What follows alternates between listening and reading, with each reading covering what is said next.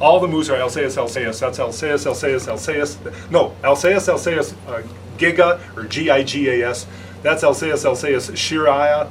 And this I think is canadensis or something. I'm not positive. This is my first Canadian moose.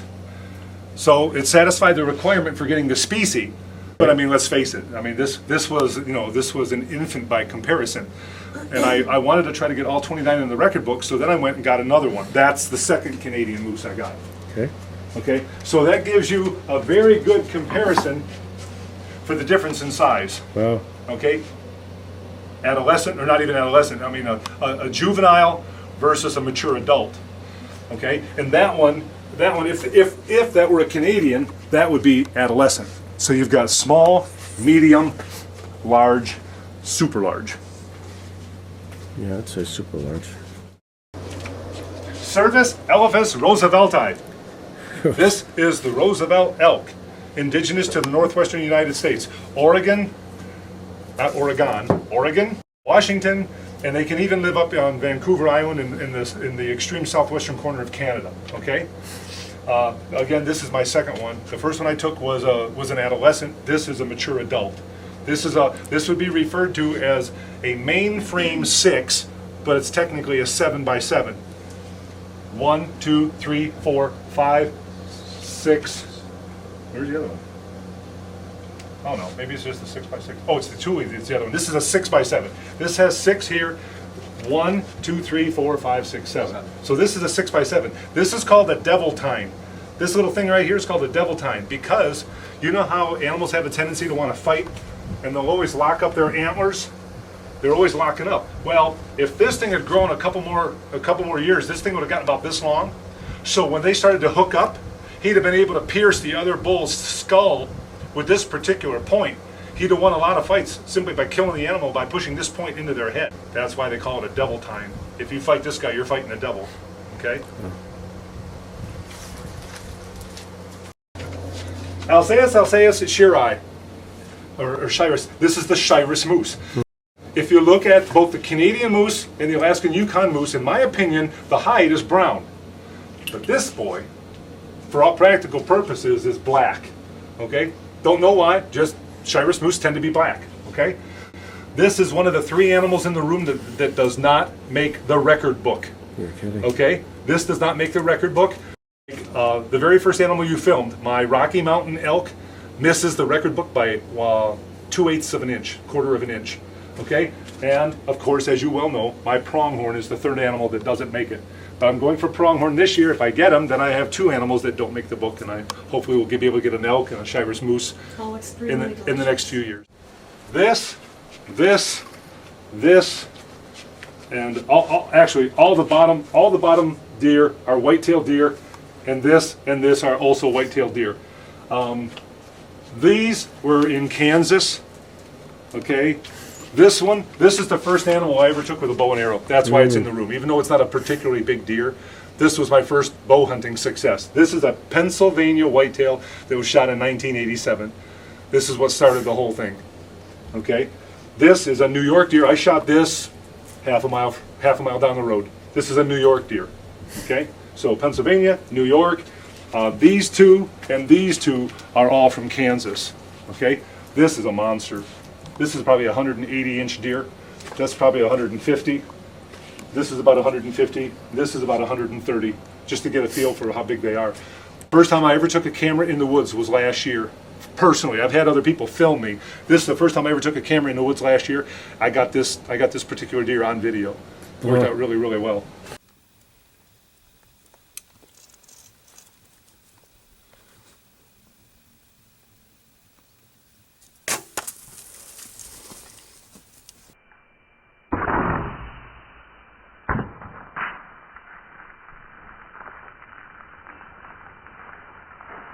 There's good blood. Mine. Well, there he is. Hey.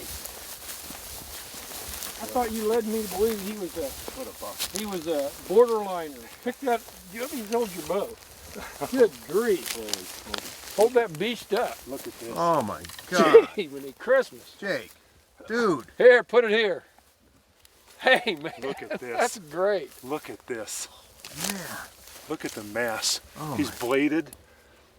Look at this. Oh, Jake, that thing is incredible. What a buck, huh? No kidding. Oh, Whoa. that is unbelievable. What a buck. How far was your shot? 18 yards. Wow. Thank you very much, Ken. Oh, you bet. Oh, Wow. man. Congratulations, Jake. Thank you very much. Great. Does this sound Swedish? Sure hell does, Except you yeah. spelled it incorrectly. Okay. Well, this is spelled, I mean, they spell it Tule. There's a type of grass in California called Tule grass. Okay, and these animals live in the Tule grass. Okay, so you'll have to take it up with the taxonomers about how to pronounce it, or if it really is Scandinavian. Or or Tim not. Magnuson, yeah. Okay. However, now this is a mainframe. This is a mainframe 6. However, technically, it's a 7x7. 1, 2, 3, 4, 5, 6, 7. 1, 2, 3, 4, 5, 6, 7. But frame-wise, he's really only got 5 big points on that side and 6 points on this side, even though there's 7 points you could hang a ring on. Interesting to me is that this. So animal- that's the detail of a horn. If you can hang a ring on it, is that It varies from species to species. Okay. In some animals, it's got to be longer than it is wide. In others, it's got to be 3 inches long. In others, you got to be able to hang a ring on it. It varies from species to species. Now, this particular animal misses the record book by 2/8 of an inch. Okay, this one makes the record book. But one of the things I think is interesting is this is a mountain elk. This is a plains elk. Okay, this guy can live anywhere from 2,000 to 13,000 feet. This guy typically lives from 2,000 to 4,000 feet. And this guy is going to overheat at 60 or 70 degrees. This guy's miserable. I have this guy on video bugling all day long at 110 degrees in Laytonville, California. He bugled from sunrise to sunset, 110 degrees, didn't even faze him. This, believe it or not, even with virtually no tops at all, is a record book animal because it's got all this heavy armament down low. Rangifer, tarandus, caribou. This is a woodland caribou indigenous to Newfoundland. Okay, I really enjoyed the hunt. It's easy to stalk and get close. It's a very, very fun hunt for an archer because the terrain is very conducive to the species, or to stalking them and getting archery close. Okay, this particular animal doesn't get as big. That's why even fairly modest tops can still make the record book. And this one just made the record book. This one, Rangifer. Okay, let me just talk about the record book here. When a record book, that's the minimum required to make check the box. To check, no. Any animal will check the box to satisfy the requirement for the Super Slam. Okay. But if you wanted to get every animal and have them be record book quality, then that's 2 check marks. Okay, got it. Okay. What makes it a record book Just animal? exceeding a certain number of inches of horn mass. Oh, Okay. okay. It's called Pope and Young. If you get a Pope and Young animal, that's a record book. Nancy's pronghorn antelope is Pope and Young. Jake's is not. Okay, so I've taken the species. I just haven't gotten a really, really nice mature representative of the species. Every animal in this room is a mature representative of the species, except, in their opinion, my Rocky Mountain Elk, which misses by 1/4 of an inch, my Shiras Moose, which misses by a few inches, and my pronghorn antelope, which misses by about 2 inches. This is the one that Jack Palou painted. This is Rangifer tarandus. This is a mountain caribou. This is, body-wise, these are the biggest. Of the 5 species, this is a 500 to a 600 pound animal, Wow. and almost about the size of an elk. Okay, and very, very nice antlers too. Okay, they're very, very fun to hunt, and they do live in the mountains. I've seen sheep lower on the mountain than these caribou sometimes. Okay, my particular hunt for these animals was a blast. We found it looks like a boulder field, and there was a stream running through it. Well, it was the glacial runoff, and glacial milk has all kinds of minerals in it because frequently the water will run through what we call an evaporite deposit. Evaporites are like salt, gypsum, things like that, lots of minerals in them. When fresh water runs through them, they're undersaturated in all those minerals. So they soak up a lot of minerals, take it down the mountain, and then when it gets down to the boulder field, the water dries up and all the rocks are painted with the minerals. So the caribou come down and lick the minerals, and it helps their antler growth. And I shot this caribou in one of those mineral licks. Okay? It was one of the few times I got to use my geology to help me get an animal. Okay? He was taken on a Fognak Island, which is essentially a sister island to Kodiak Island. It's just 3 miles to the northeast. Okay? I hunted brown bear 5 times. The first 4 times I was never able to tag one. I got a wolverine on a brown bear hunt once, but I was never able to get a brown bear until my 5th hunt, and I got him on the very, very first day. And it's all on video. If anybody ever wants to see it, all you have to do is Google Jake Ensign and look down through all the different animals, and you'll see brown bear, and there it is. Yep, this was my nemesis. I never hunted any species 5 times except for this bad boy.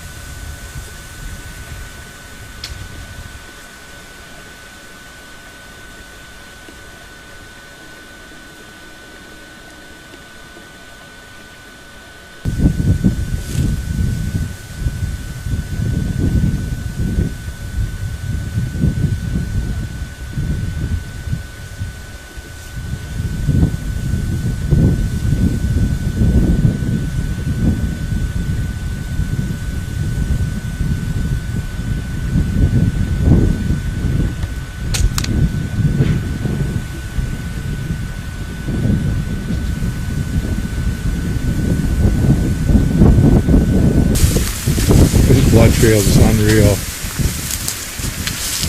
Probably one of the best blood trails I've ever seen.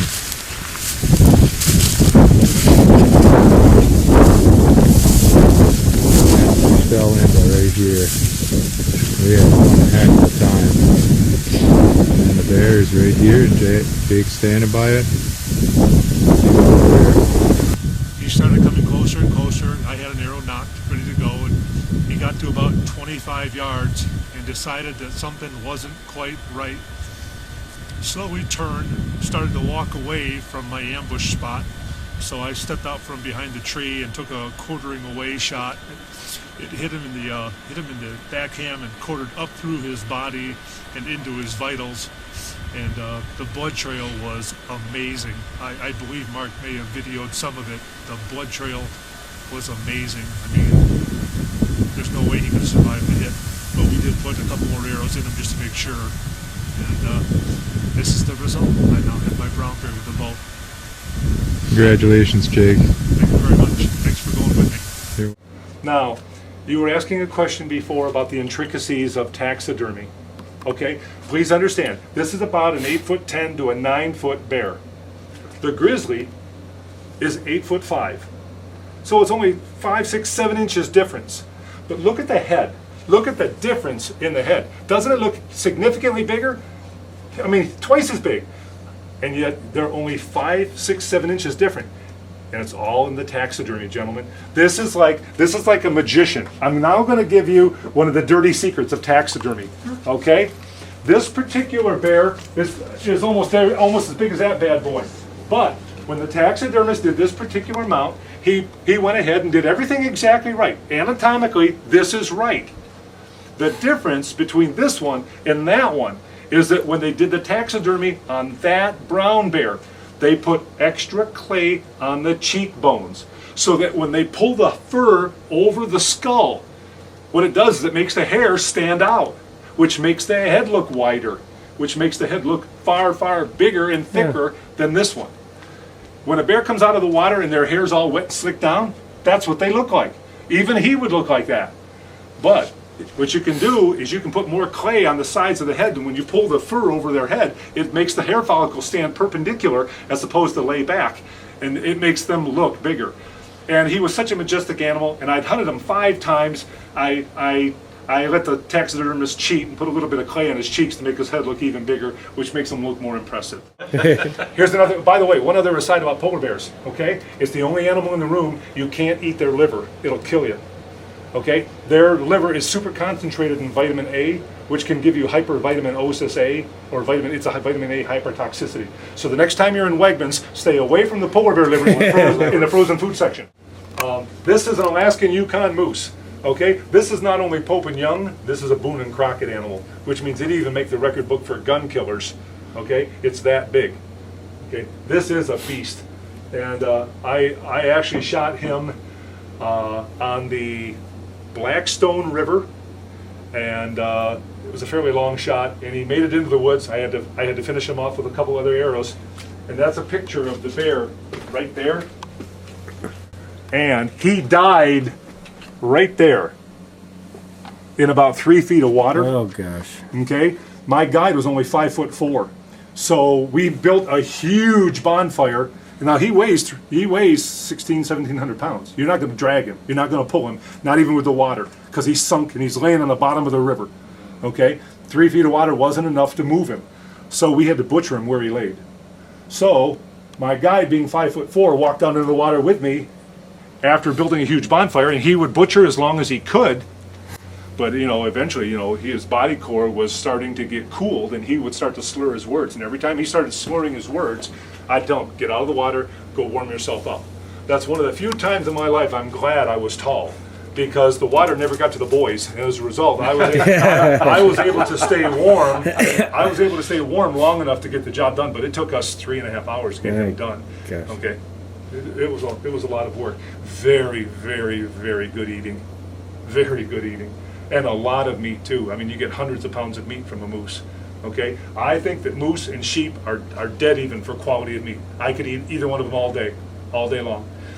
But I put the muskox ahead of both of them just by a little teeny bit. That any one of those three, muskox, sheep, or moose, I could forego Black Angus the rest of my life if I had those three to feed on. And now we go to the last animal. This is the last species of Rangifer tarandus. And this is called a Barren Ground Caribou. And it's this bad boy right here. Okay? And I shot him in the Yukon in the last 10 minutes of the last day of the hunt in about 3 feet of snow. That's the picture of it right there. And this hunt is also on the internet. Okay, if anybody So ever this was wanted to see it. 29, number 29? This is number 29. So this is the one you needed. This is the one I needed. I actually shot that big Alaskan moose on about the 10th day of the hunt, and I shot this guy on the 14th day, the final day of my hunt. Wow. And this would have been what year? These were both killed he was killed September 30th of 2011, and this one was killed the first week of October 2011. I'm not sure what day it was. When you're up in the wild like that, you lose track of the days. It's difficult to remember exactly what day you got it sometimes. Okay, but this hunt's on video. If anybody ever wants to see how the actual hunt unfolded, they can just go onto that Super Slam video, and everything is documented. It's all on there.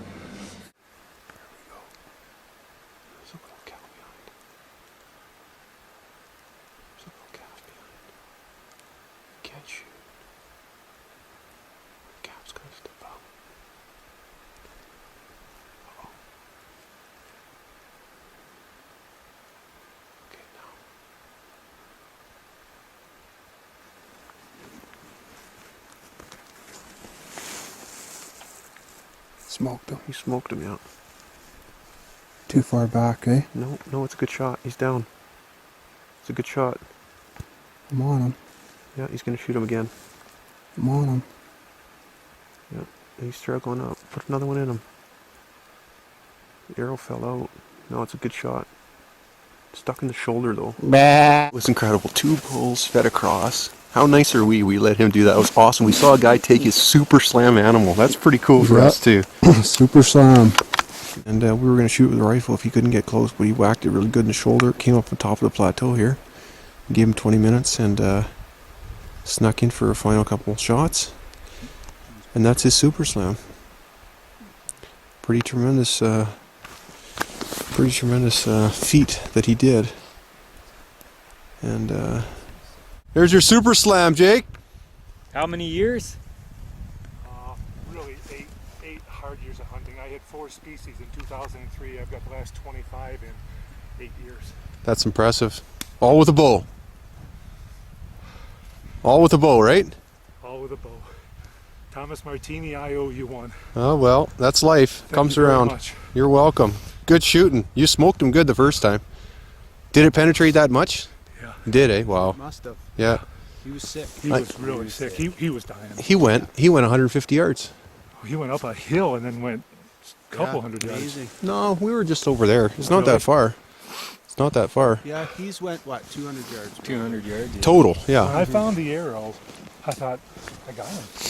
Yeah. I mean, I thought I had about 11 to 12 inches of penetration. Well, when we were walking by, all I see was his little wave of his horn, eh? I thought, uh-oh, if we end up over there, we're going to think we cut his track and it got covered up by the females, eh? That worked out really well. I'm glad you seen that little wave. Oh, Go yeah. look at him now. Absolutely. Let's go do that. Never been three guys more welcome to see him. Just like we thought, you know, his pheasants are light, and he's got real light. Super slam. Attaboy, you got her done. Thank you. But it was the end of about an 8-year journey. I've been hunting all of my life, and I only hunted the same 4 species time after time after time after time. Caribou, elk, mountain lion, and deer. That's all I had hunted for years.